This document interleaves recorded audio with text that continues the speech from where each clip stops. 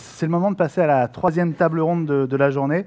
Et je vais proposer à un confrère que je connais bien depuis longtemps, qui est aussi chef d'entreprise et qui a un passé d'entrepreneur, de venir nous retrouver. Il est le directeur des rédactions, notamment de Gizmodo France et IT Expresso. C'est Jérôme Bouteiller de NetMedia Europe. Salut Jérôme, viens nous retrouver.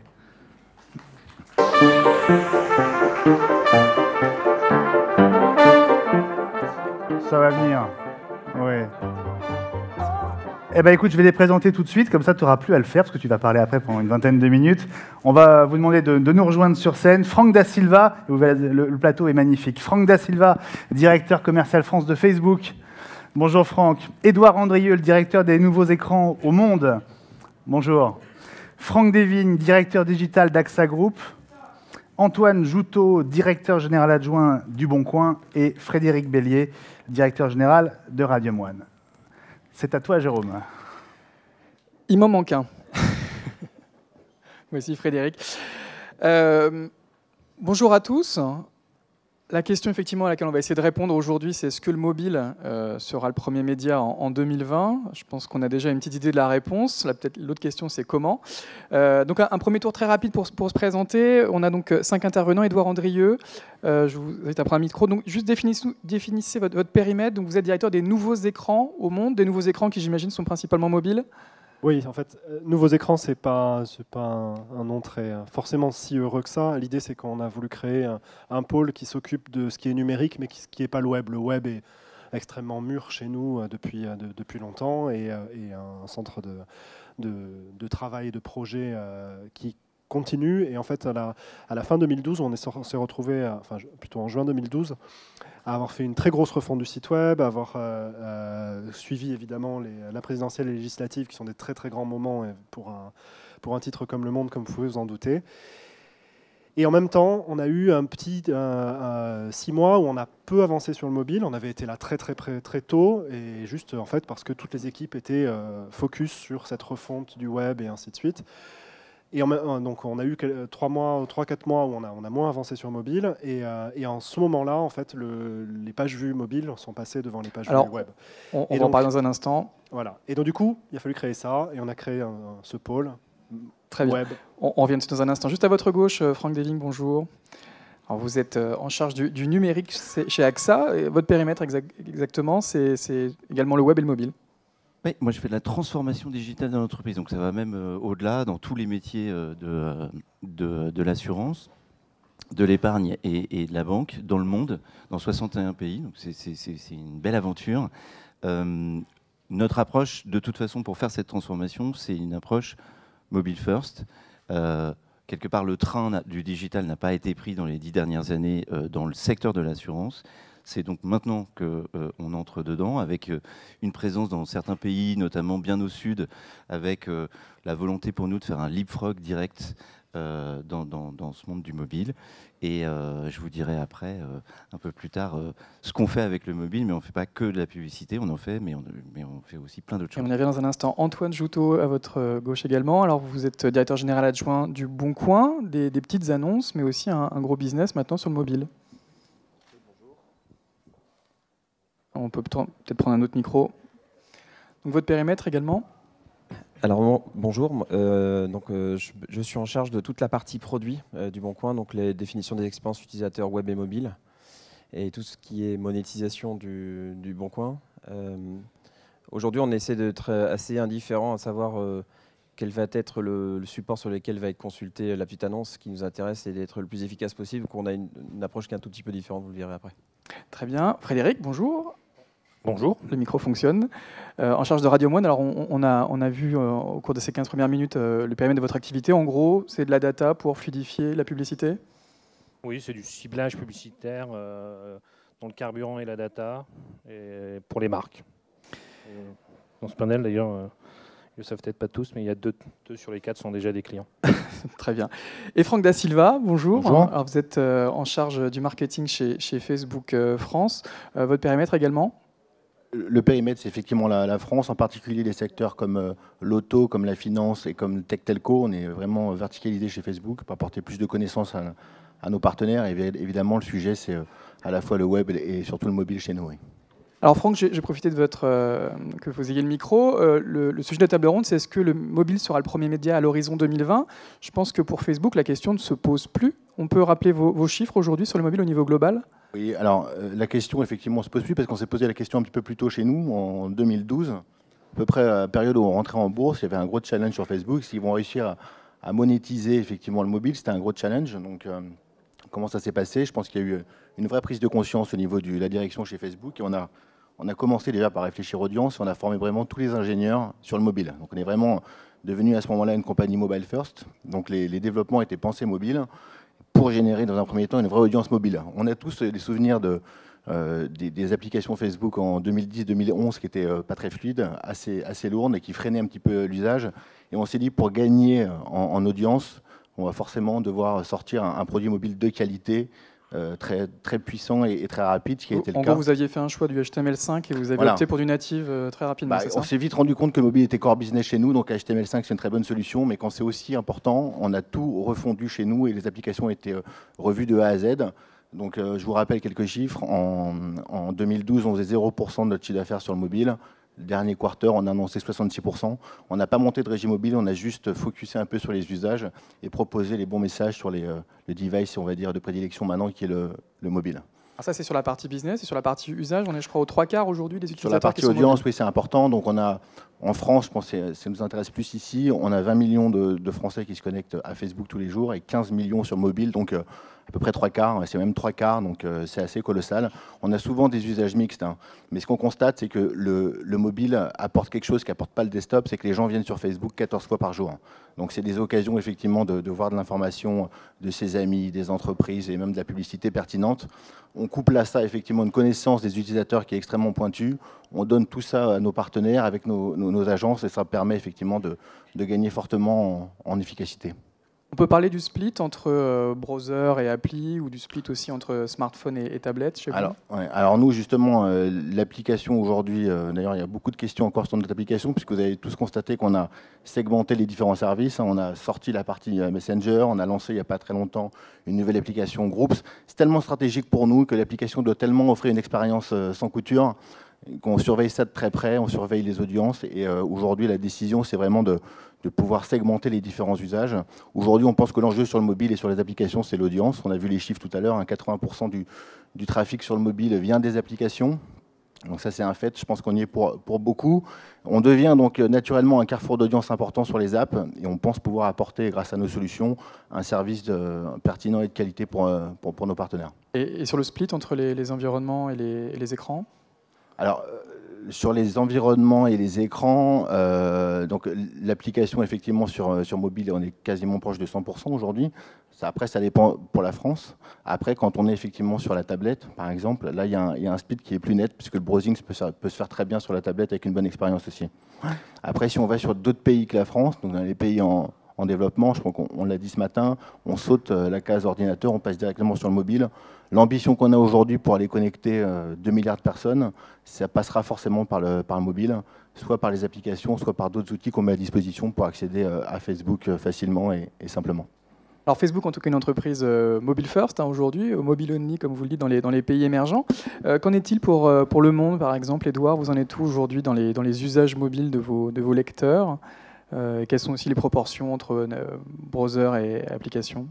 On a une très forte activité application. Les applications sont très fidélisantes et on a réussi à être la première destination pour l'actualité pour beaucoup d'utilisateurs en France.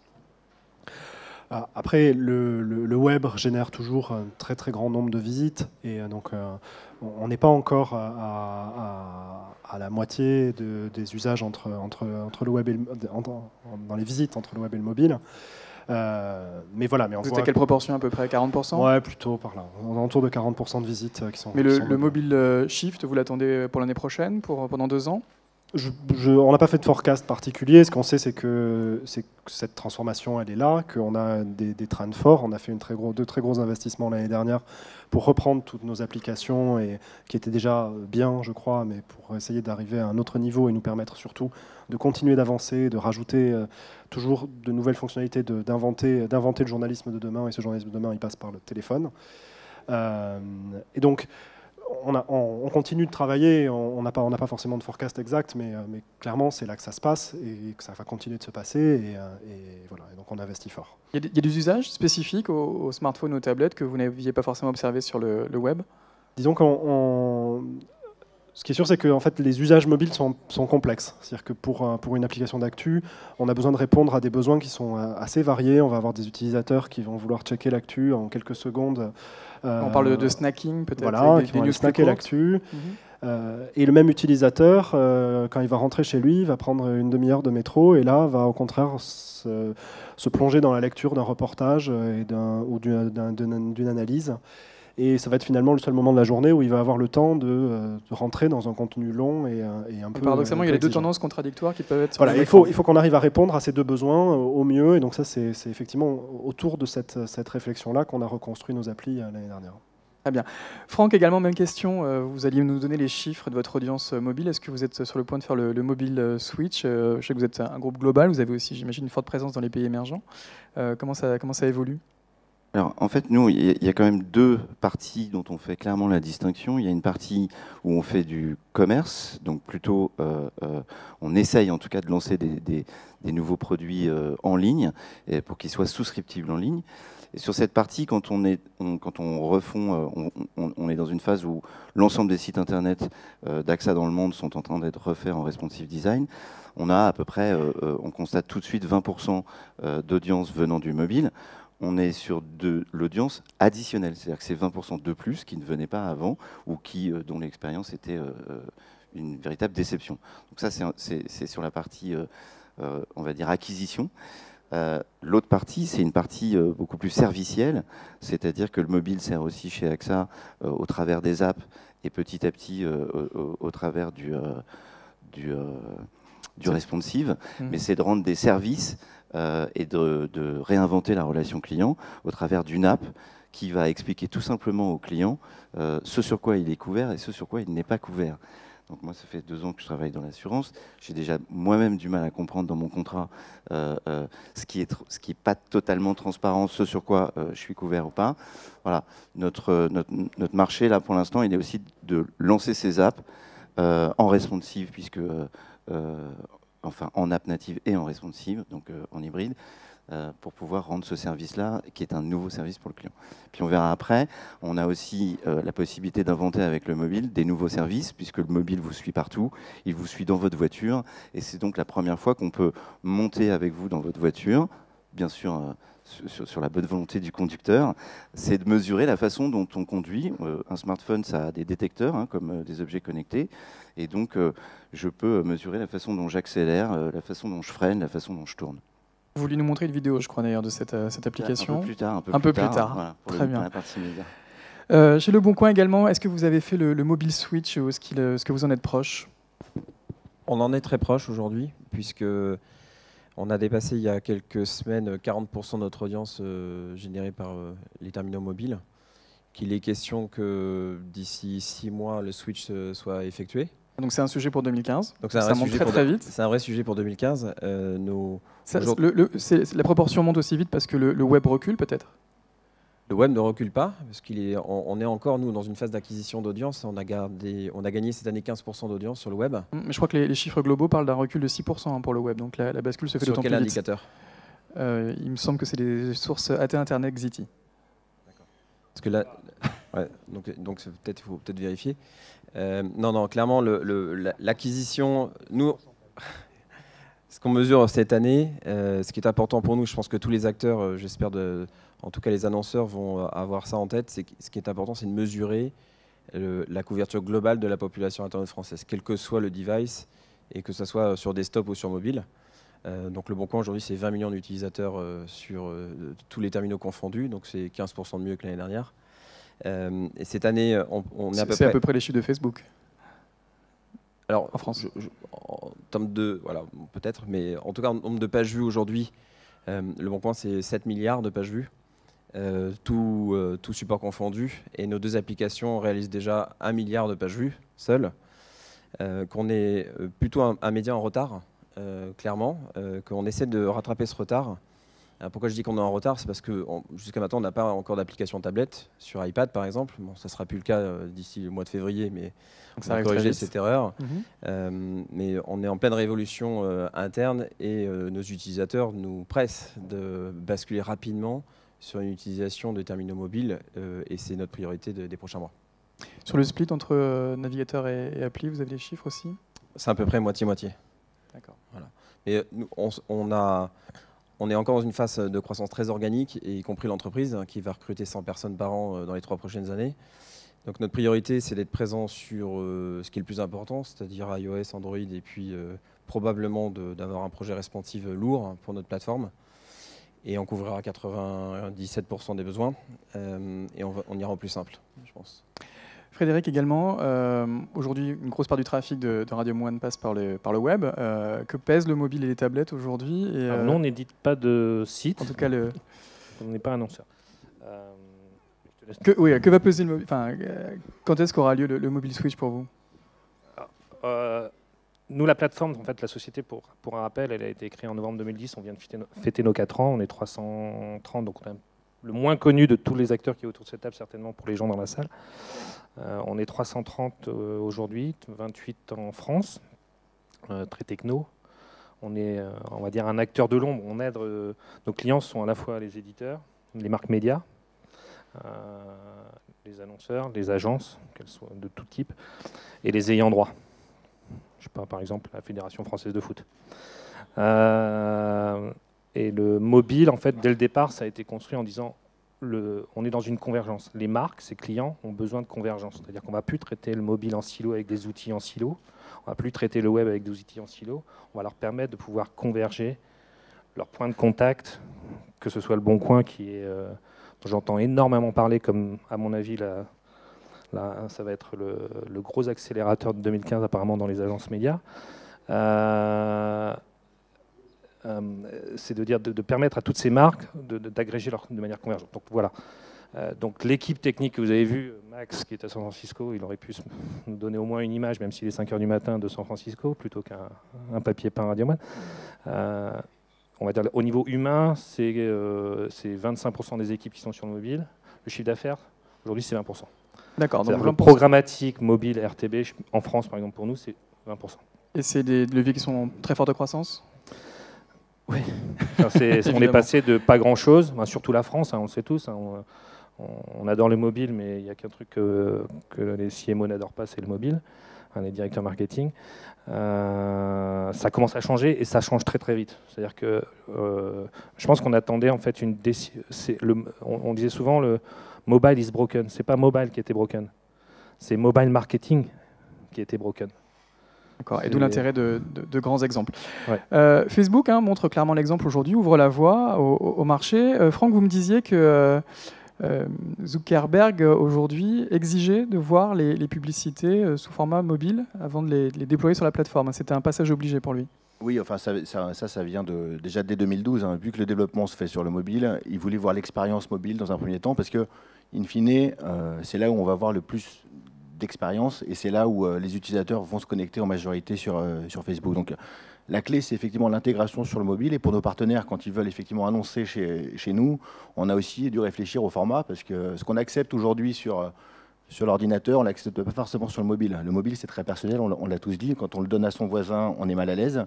Donc, on a envie d'avoir quelque chose, effectivement, extrêmement fluide et sans couture. Et il y a un nouvel usage, qui est l'usage du pouce. Donc, nous, avec notamment le fil d'actualité, ça nous a permis, effectivement, de pouvoir insérer des messages et des publicités de manière très cohérente, sans forcément gêner la navigation. C'est ce qui fait aussi le succès, effectivement, de nos solutions mobiles. Il y en a une qui est un petit peu le porte-étendard de tout ça, c'est le format d'installation d'applications mobiles qui a été un vrai succès. Dans un premier temps sur le jeu, parce que c'était assez natif pour eux et naturellement ils sont engouffrés dans la brèche. Et aujourd'hui, quand on regarde bien le marché, on couvre tous les secteurs. Franck parlait tout à l'heure d'une application, je crois que c'est AXA Drive, avec qui on a beaucoup travaillé aussi. Clairement, on a bien collaboré là-dessus et ça a été un franc succès. Donc ça, c'est plutôt bien. Donc on arrive aujourd'hui non pas à se cantonner sur le secteur du gaming, mais à aller un petit peu partout Pour ça, ça demande quelques efforts techniques, hein, puisque aujourd'hui, on demande effectivement notamment toutes ces formules techniques de SDK à installer effectivement sur les applications. On fait ça, c'est pas pour vous embêter, c'est surtout pour avoir un maximum d'informations pour vous et pour pouvoir suivre l'utilisateur à chaque étape de l'application et de pouvoir le retoucher de manière pertinente avec des notifications, avec du push, avec des choses comme ça. On sait que Google est le grand nom, hein, du CPC et a démocratisé ce format. Est-ce que Facebook sera le grand nom de l'installation d'applications et ça pourrait être votre principal business model? Aujourd'hui, ça en est un de fait, hein, coût par installation, effectivement. Pourquoi c'est devenu un format efficace? Parce que, comme je l'ai dit tout à l'heure, on a une précision effectivement de ciblage, une connaissance utilisateur qui est extrêmement précise. Donc on arrive à leur, encore une fois, c'est une tarte à la crème, et passer le bon message au bon moment à la bonne personne. C'est très personnalisé. Le gros avantage qu'on a sur Facebook, c'est qu'on est logué. Donc on sait exactement ce que les gens font, quel que soit effectivement le device. Le cross-platform est vraiment très important. On a aussi, c'est important de le dire, beaucoup investi sur donc le mobile via l'acquisition d'une société comme Parse, qui nous aide aussi à accompagner nos partenaires dans ce sens-là. Notre ambition, et Zuckerberg l'a bien dit, c'est de créer une cross-plateforme. On est assez agnostique. Nous, on sait qu'aujourd'hui, quand on monte des applications, il faut penser iOS, il faut penser Android, Windows Phone ou autre. Nous, on a essayé de se mettre au-dessus un petit peu de la mêlée et de proposer un service qui est vraiment cross-plateforme. Par, c'est vraiment, attention, je vais dire un gros mot, c'est du mobile back-end as a service. L'idée pour vous, pour nos partenaires, c'est de faire du marketing, c'est pas de faire des applications. Il y a des gens qui le font beaucoup mieux que vous. Donc le front office est déjà assez important. Et après, toute la partie technologique, effectivement, est plutôt bien intégrée et arrive à faire vraiment du CRM extrêmement puissant. Des choses qu'on peut faire en application, qu'on ne pourrait pas forcément faire en responsive. Parce que, comme on le sait, l'application apporte beaucoup plus d'informations en termes de CRM. Thierry Petit le disait ce matin. J'étais assez bluffé par ces chiffres, je les connaissais plus ou moins, mais quand on voit la puissance qu'il a sur le mobile, c'est un ingénieur aussi, il a bien compris, il a pris le dossier à bras-le-corps, et aujourd'hui, la moitié de ses revenus est fait sur le mobile, et tablette compris. Donc c'est assez... On parle beaucoup d'installation d'applications et d'outils CRM. Vous travaillez aussi sur, je crois, la vidéo, puis des formats display plus traditionnels? Oui, la vidéo aussi, je pense qu'on s'en est tous rendu compte. Peut-être cet été, vous avez tous suivi le Ice Bucket Challenge. Si je vous demande aujourd'hui où vous avez découvert effectivement ça, c'est certainement sur Facebook. Et dans le newsfeed, oui. On a pris conscience effectivement que la vidéo était, en tout cas la découverte sur Facebook était clé.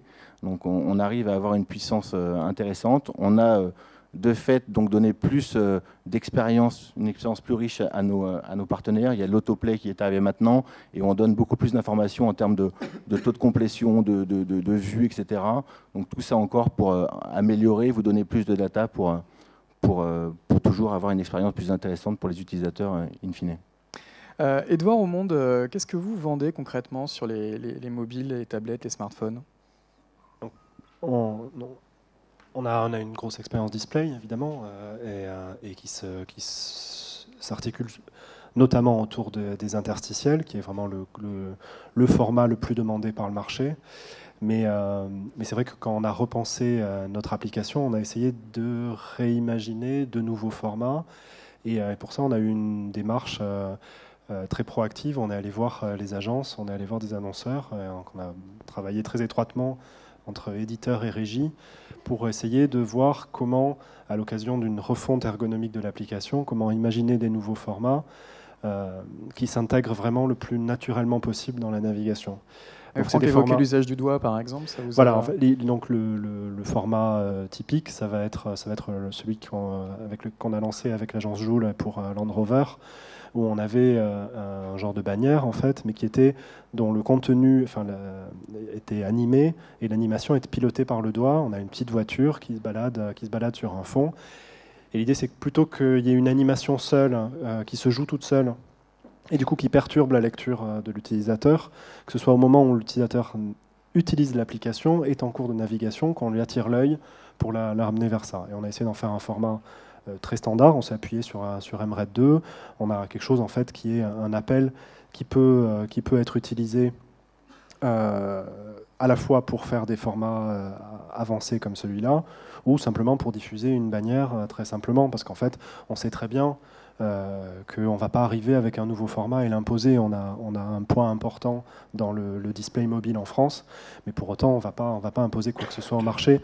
Et toute notre démarche, d'ailleurs, c'est une démarche d'accompagnement, de défrichage avec les agences. Et l'idée, c'est que ces formats-là ne soient pas forcément cantonnés au monde et que d'autres éditeurs essaient de les adopter. Vous proposez des formats display innovants. J'imagine que vous n'êtes pas non plus passé à côté de la vague du programmatique et des ad exchange. Est-ce que vous avez commencé à ouvrir votre inventaire à ces plateformes? Oui, on est un peu au début là-dessus, parce qu'effectivement, on a le cœur de notre chiffre d'affaires est vraiment sur le display aujourd'hui.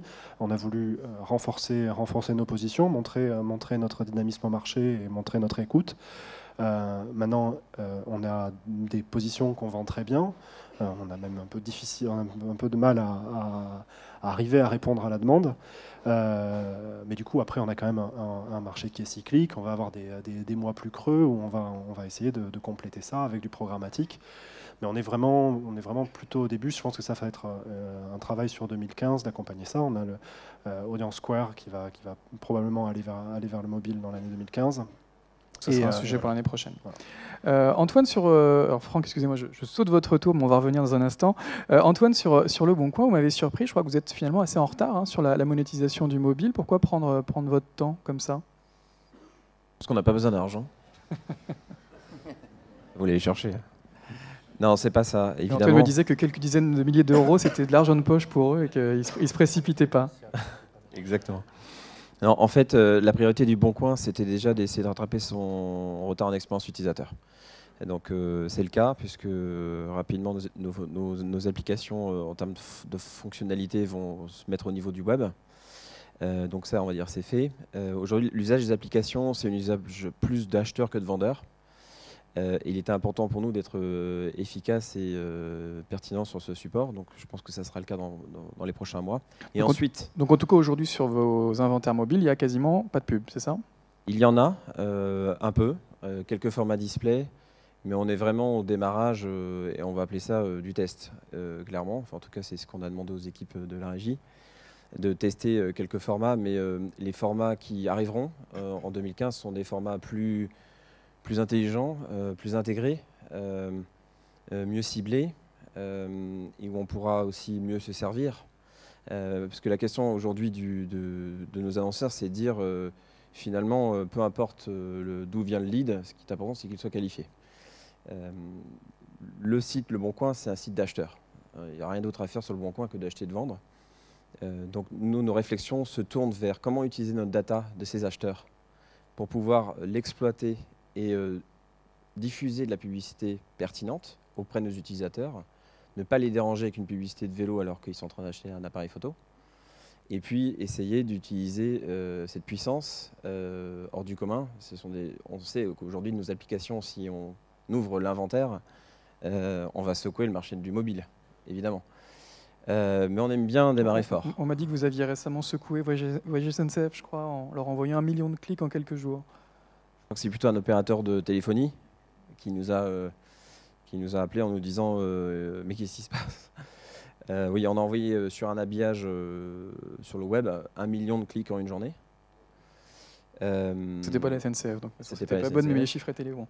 Mais clairement, aujourd'hui, nos applications, il y a des campagnes aujourd'hui sur nos formats display qui sont capables de fournir des résultats meilleurs que sur le web. On a fait déjà des tests qui le prouvent, mais on ira clairement avec des formats qui sont très différents. C'est pour ça qu'il y a peu sur Android, on est passé en listing sous forme de scroll infini, que ça augure probablement d'intégration de formats dans ces listes qui soient plus intégrés et mieux ciblés. Frédéric, on pourrait imaginer des formats plus performants sur le mobile que sur le web avec toutes les données qui transitent par ce terminal?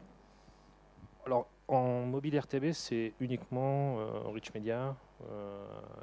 On ne fait pas du tout, par exemple, on n'achète pas de bannière. Donc, si ça devait être le cas sur Le Bon Coin, on n'achèterait pas chez Le Bon Coin pour nos clients. Donc, c'est essentiellement du Rich Media, HTML.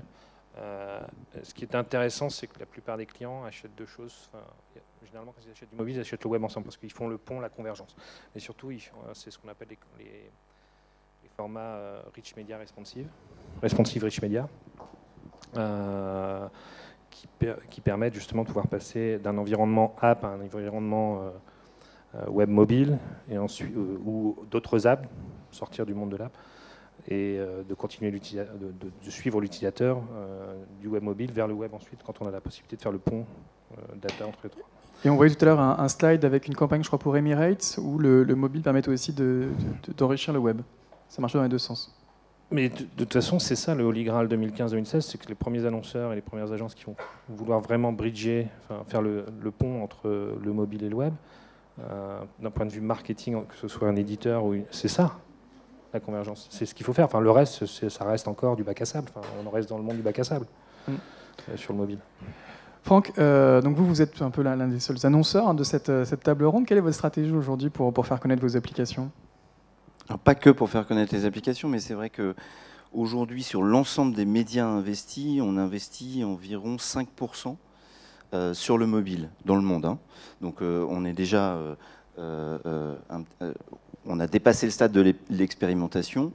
Ce qu'on cherche, nous, dans cette complexité de mode d'achat, de mesures, du retour sur l'investissement, pas uniquement sur un monde mobile, mais dans un monde complètement multi-accès, ce qu'on cherche, c'est des formats impactants et pertinents. Donc du coup, on peut dire aujourd'hui que sur le mobile, il y a beaucoup d'inventaire. Le mode d'achat est un petit peu complexe.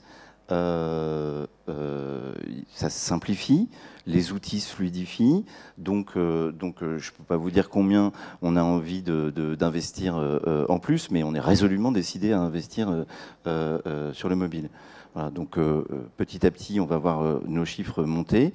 Bien entendu, quand on parle de nos applications, en fait, ce sont des applications servicielles qui s'adressent à nos clients, dans la plupart des cas.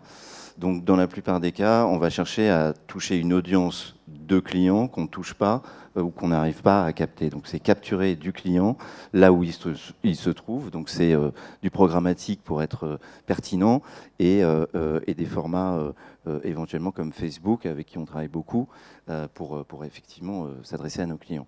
Là, je vais vous montrer un petit film dans 10 secondes si la régie veut bien le lancer. Voilà. Qui montre là, on est dans un cas d'acquisition. Enfin, quand ça partira, je vous raconterai après.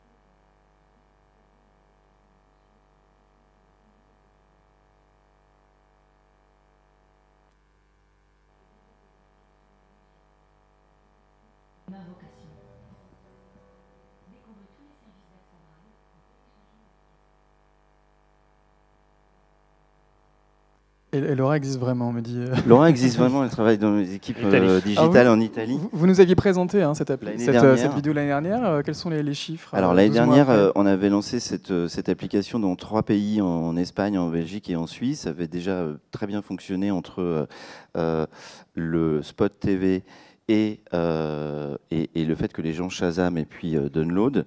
Depuis, on a déployé cette application dans 19 pays dans le monde. Et puis la France, donc chez AXA France, viennent de le lancer la rentrée.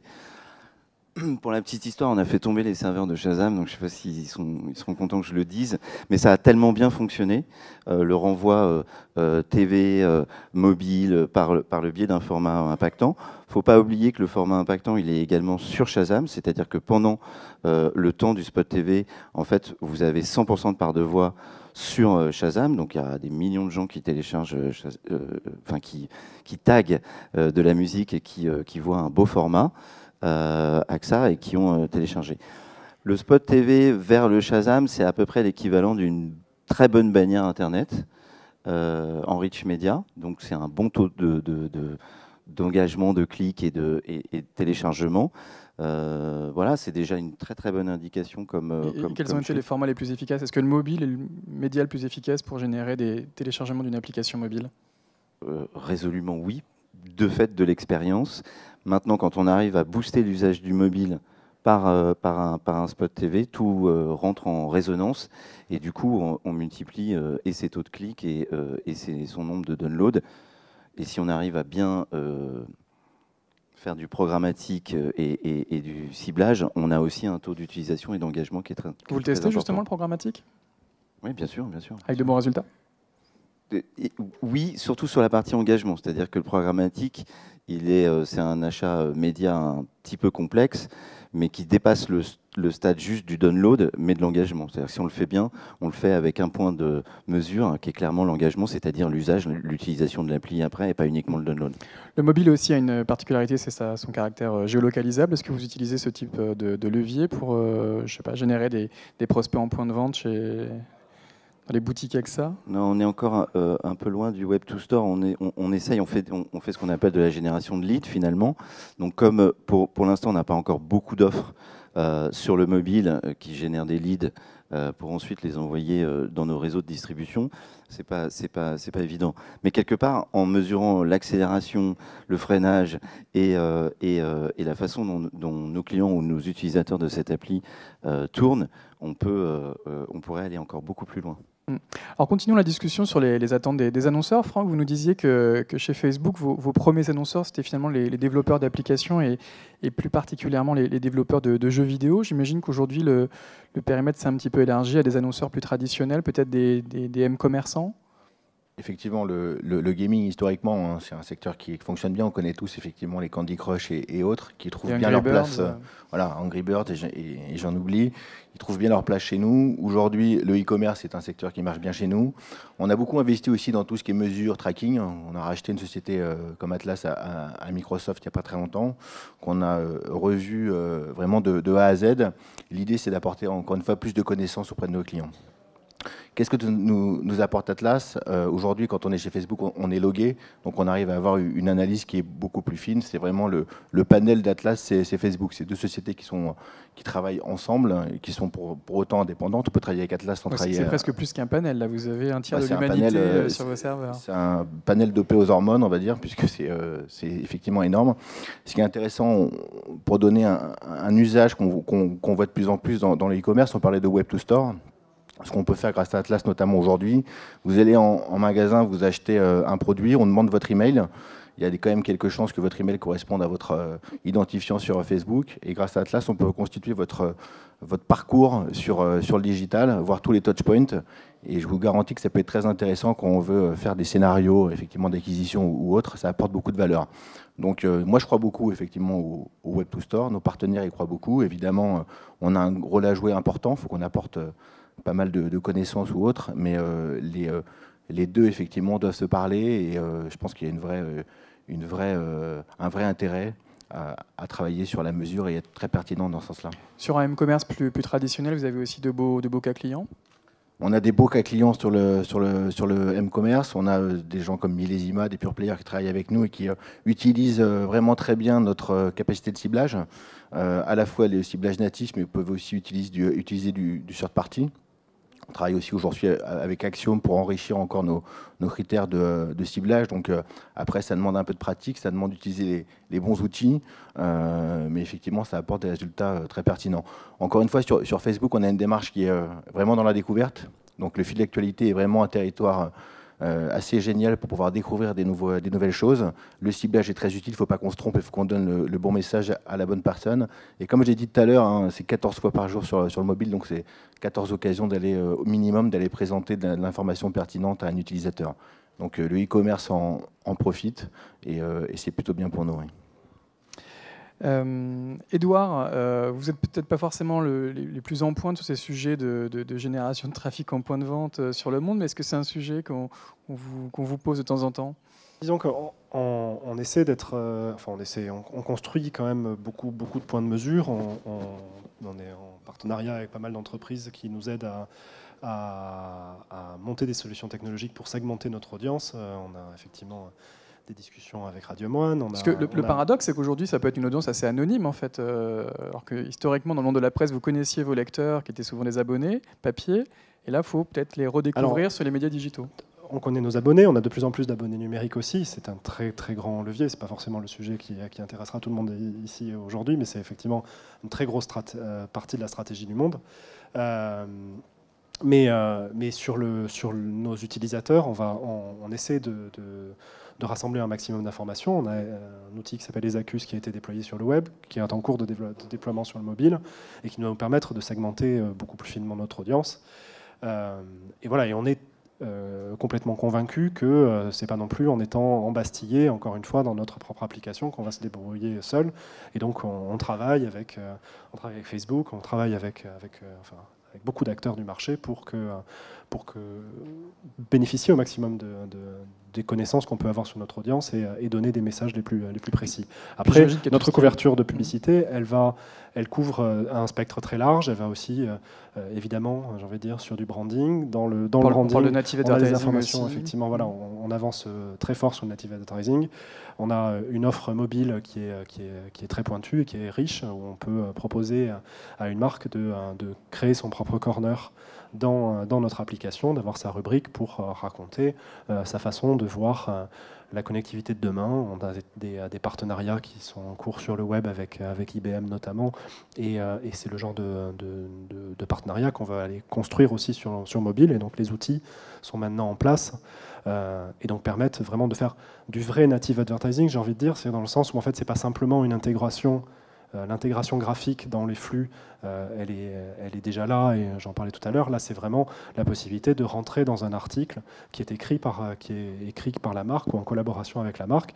Ça reste très très clair. Évidemment, c'est un enjeu important pour nous que nos lecteurs sachent très précisément qui prend la parole, et en même temps d'avoir une vraie intégration et la capacité de lire un contenu au même titre qu'un autre contenu du monde. Donc voilà, donc ça c'est vraiment dans le panel, on couvre beaucoup de cas d'usage de publicité, et on est toujours à essayer d'aller avancer et d'être un minimum dans le tempo du marché et essayer d'être un peu en avance.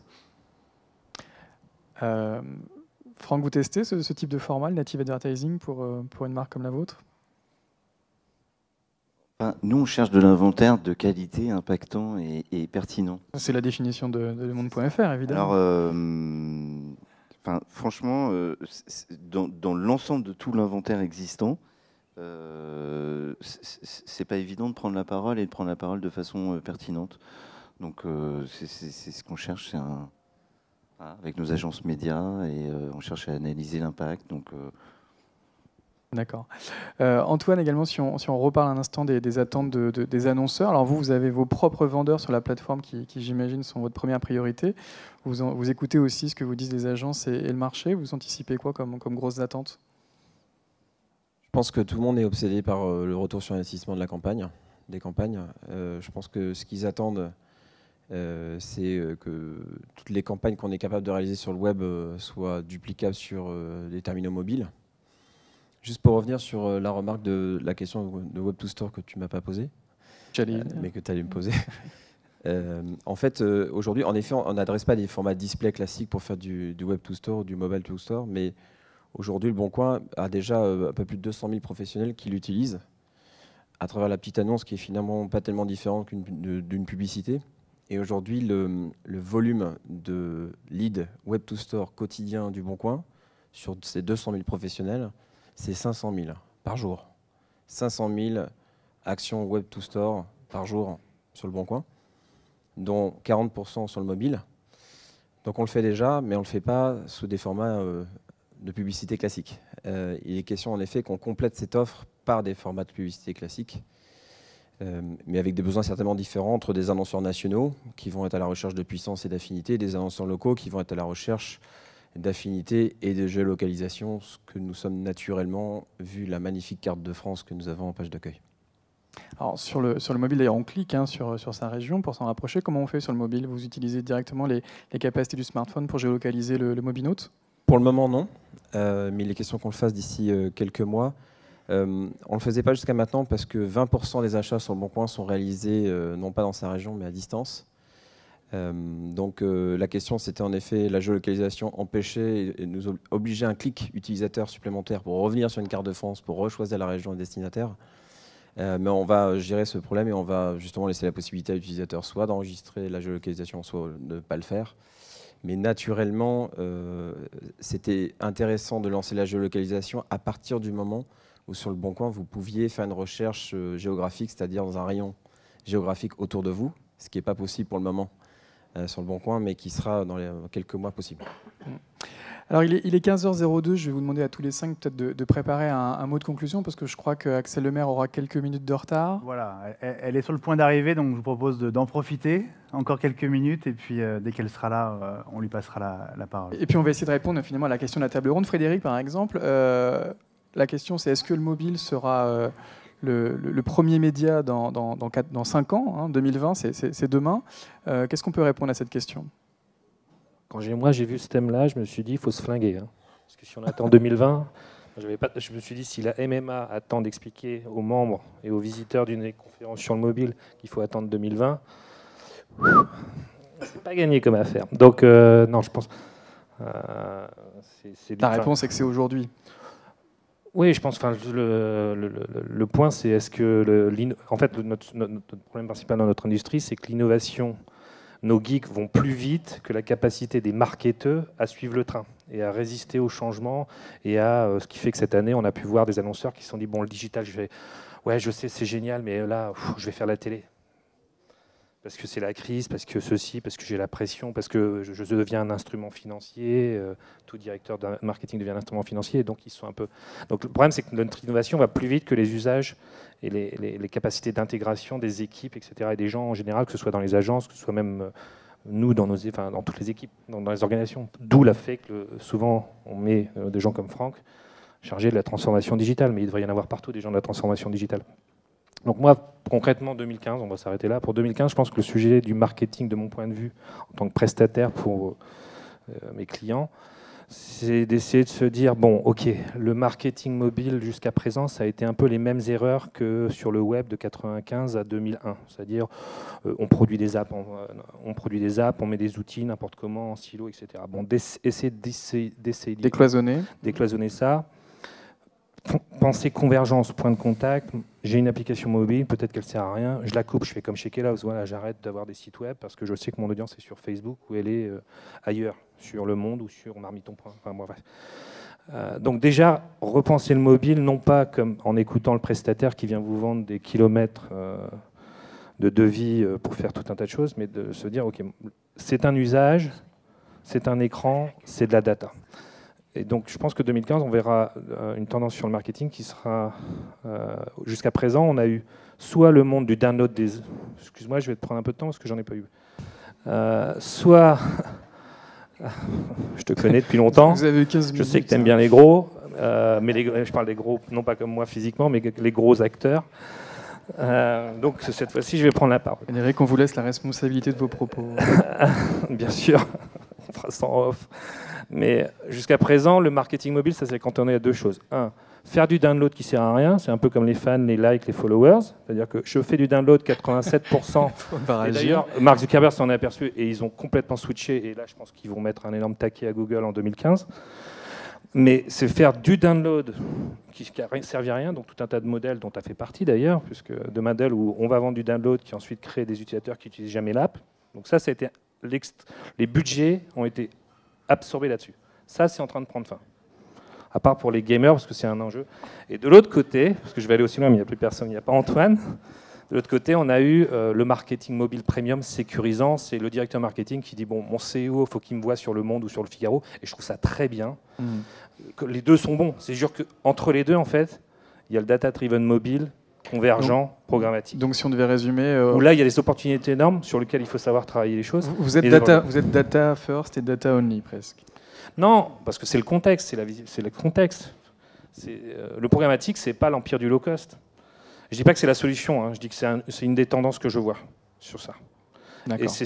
Et ensuite, c'est la convergence des écrans, second screen experience, TV, etc.